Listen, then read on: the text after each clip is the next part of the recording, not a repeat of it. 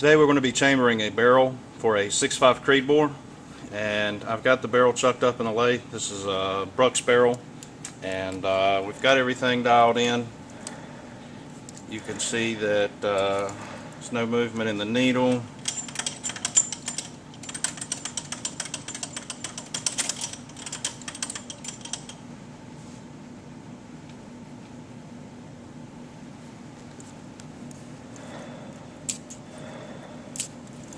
It's got a little tick in it. That's the bearing rotating around the shaft.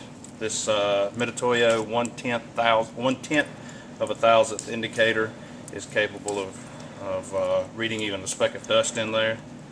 But you can see there's about a 1/2 tenth of run out in this barrel.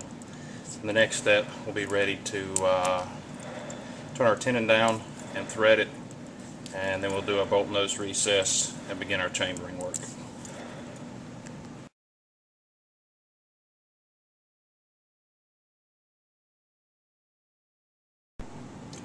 On this 6.5 Creedmoor project, we're using a Brux barrel.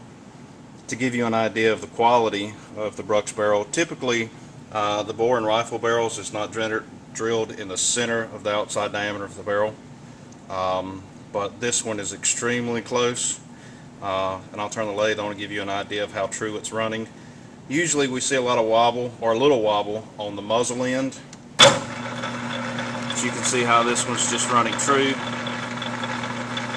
And then when we look out here to the muzzle end, you see there's very little wobble there as well.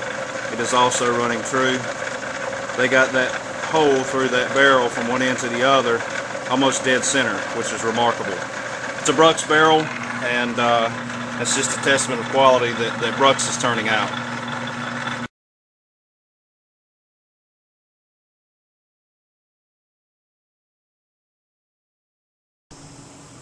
Okay, we've got our tenon threaded, got our action fitted.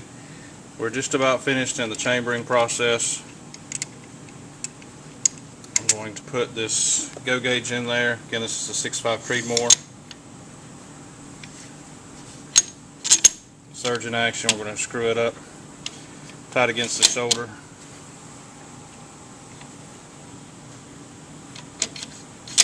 Insert our gauge. This is basically at 0 headspace here. See, the handle doesn't quite fall on its own.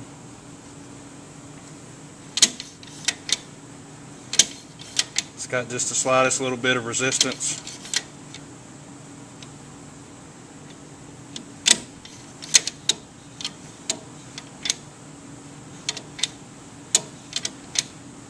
Because this gun is going to be shooting Hornady factory match ammo, I want a little more than 0 headspace. I want to give it about 1.5 thou, and I'm going to cut that last 1.5 thou of clearance by inserting the reamer into the chamber and turning the chuck by hand. We'll be back in just a minute to finish that.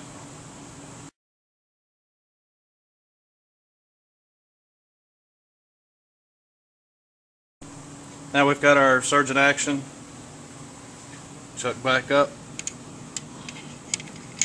screwed onto the barrel. We're going to slide our go gauge in there.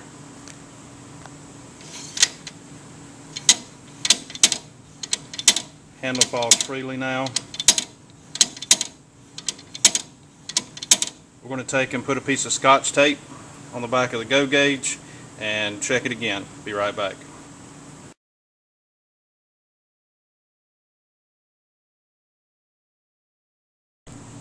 Now we've applied a piece of Scotch tape to the back of our go gauge, which is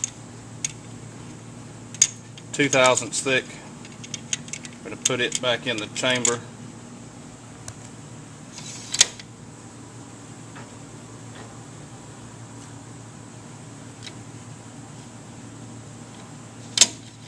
And we've got a little contact there, so we've got our headspace at about 2 thousandths. experience with this Hornady match ammo has showed us that sometimes the headspace can run a little long on it. So now we're going to get a factory loaded round and try it in the barrel to action, make sure it chambers smoothly. Now we've got a factory 6.5Creedmoor 120 grain AMAX Hornady's match ammo. Insert it in the chamber. Make sure the bolt closes without resistance.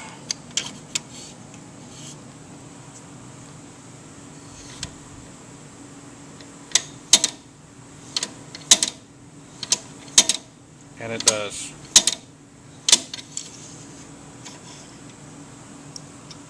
Alright, this is a chambered barrel action. It's ready to go.